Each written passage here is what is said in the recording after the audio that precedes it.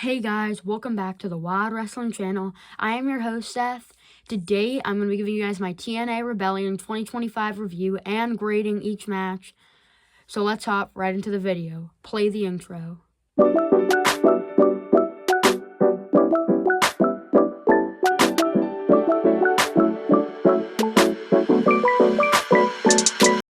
First up on the countdown show, we saw Fatal Influence defeat Rosemary Lee and Zaya Brookside. This was not a bad match. It was a good way to kind of get the crowd ready for the main show, get the show started.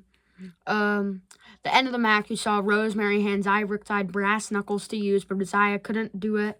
So that's how Fatal Influence got the win. But after the match, Rosemary held the brass knuckles and looked a little disappointed in Zaya, maybe leading to a potential feud in the future.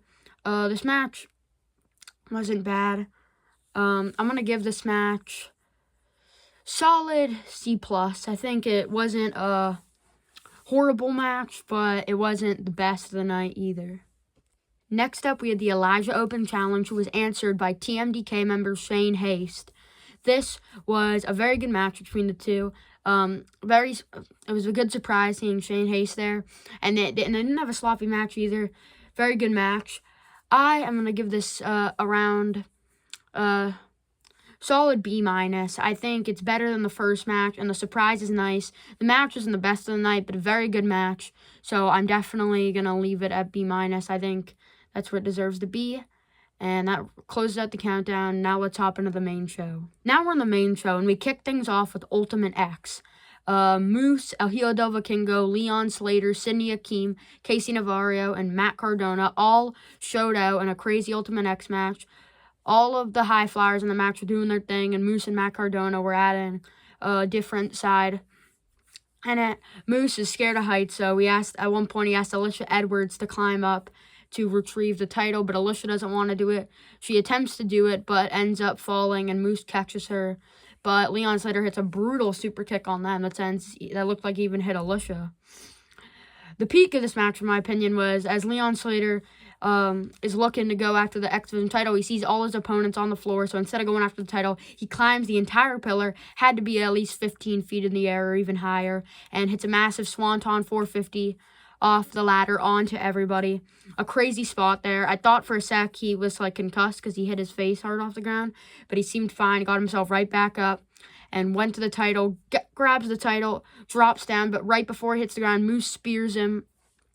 He loses the belt, and Moose picks it up, retaining the title. Very good match. I'm definitely going to give this match B+, best match of the night so far. Not the best Ultimate X we've ever seen, but high B's, very close to an A. I just thought the spot with Leon Slater was great, but the ending was a little controversial for some people. But I'm excited to see where the X Division goes in the future.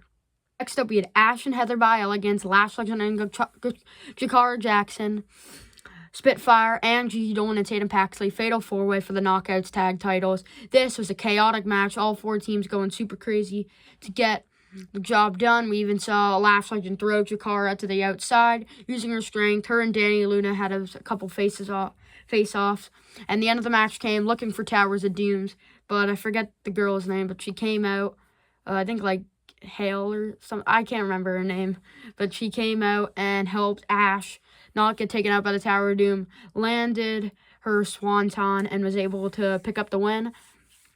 I'm going to give this match a B. I thought it was very, very solid. Very chaotic at the beginning. Slowed down a little bit in the match, but kept going with that craziness. And I just thought this match was very solid. Excited to see what happens in the future now with Ash and Heather by Elegance. Next up, we had Ace Austin and the Rascals versus the System, and Moose replaced JDC, as he said on the countdown, due to travel issues. So Moose was competing twice in one night, but he looked fine throughout the entire match. Very good match. Sean Waltman at ringside really added, as they were basically the degenerates of the modern era, just doing the Degeneration X stuff. I don't want to say it on here, but they were doing everything they needed to say. Crazy match. Everyone was doing their spots. I actually think this match was better than I expected. It went a little longer than I expected, but it was good because they filled it in nicely everywhere. Trey took all that beating like a champ, really helped be the one to take the beating to get the hot tag to Zach. the three-way Bronco Buster at one point. They were all Ace, Trey, and Zach all on different sides giving Bronco Busters. And Sean Waltman getting in there at the end, hitting some kicks. And then Zachary Wentz ending up pinning Moose, the X Division champion, was a big excitement, and excited to see where that goes in the future. I'm going to give this match a B+. I thought it was very, very good. Didn't have the hype leading into it that was, like, really making it build up as a great match, but the actual match delivered a lot, in my opinion. B+ is what I'm going to give this match. So let's head into the next one.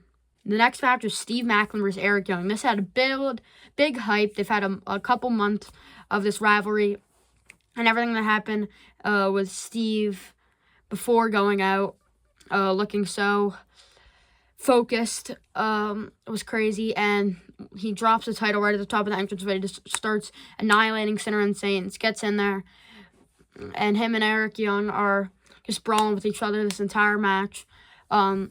Sinner and Saint keep getting involved every once in a while, so eventually the ref ejects them from ringside. Steve Maclin goes for caught in the crosshairs, but Eric Young flips himself up. Steve Maclin goes to the outside, cuts himself on his forehead. Eric Young thinks it's his opportunity to capitalize. He tries to capitalize, but Steve Maclin ends up I'm pretty sure it was just a roll up. I can't really remember the whole ending, but Steve Maclin ends up retaining. But after the match, Sinner and Saint come out. Eric Young and Sinner and Saint all attack Steve Maclin, getting the one up on him so he doesn't end out on top. I think this rivalry is going to keep going because Eric Young raised the title at the end of it. This should be an interesting rivalry to see. I'm going to give this match a B, straight B. I thought this was a very good match. It wasn't, I would have liked it. I thought the match was good, but I think based on this rivalry and based on how Steve Maclin was acting, it would have been so much better if they were brawling around the entire arena and making it back to the ring. That would have just added so much to how much they wanted to get at each other. But this match was very solid. Next up, Mike Santana versus Mustafa Ali in a Falls Count Anywhere match. This was a very good match. Had a great lead up coming into it, and so many spots of this match. The torpedo suicide dive into the steps by Mustafa Ali was awesome. The 450 splash through the table was amazing. Mike Santana using a guy's popcorn bucket was awesome. Moonsault off the rails was awesome. Mustafa Ali taking a dive on all his security and Mike Santana, amazing. Mike Santana handcuffing the good hands to the bottom rope was awesome. Him putting Tasha Steelz through a table was amazing. And with the barbed wire baseball bat, he gets hit over the head, is bloodied and busted open, but still ends up regaining himself, hits a spin the block, 1, 2, 3, gets the dub over Mustafa Ali, as he said his real name was on CVV. I'm gonna give this match an A-. My favorite match of the night, to be honest. A A- is what I think it is. Was very awesome. Many great spots. Might even be an A. I'm just gonna put it in that area. A-. That's what I really think the match deserves. Very, very good match. I'm hoping now that Mike Santana's done with this, he can go after the TNA World title, because I think that's the picture he belongs in. But we'll just have to see what happens. Now on to the triple main event. Masha Slamovich versus Tessa Blanchard kicks us off for the Knockouts World title. This had a great lead up and started off very good. These both are great technical wrestlers, but also can get down and dirty. Had just a great the match didn't need any weapons, anything. They just put on a great match full of near falls. Tessa kept hitting all her big moves in her arsenal. Still just couldn't get Masha down. Masha ends up going to the second rope, hits a rolling Death Valley driver and a knee strike, then locks in an arm bar, and Tessa taps out. I'm going to give this match a B+. This was a very, very good match between the two. I hope this rivalry continues into the future and we can see another great match. Just a very, very solid match between them. And yeah. Next up, the Hardys and the Nemesis. I got to account in this. The rivalry leading up to this was so amazing. But the match, in my opinion, under-delivered a little bit. I think it wasn't a bad match, but I was expecting a little more towards the end. And I just felt like we should have got... It's hard to decide and hard to explain it because I feel like we should have gotten a little more, but they did also give us a lot at the same time. But it was a crazy match between the two. The ending, what I'm saying they give us is they attempted to give us a pile driver from Matt to Ryan Nemeth on a steel chair. Doesn't happen at the end of the match. And at the end, Nick ends up hitting a low blow and a danger zone.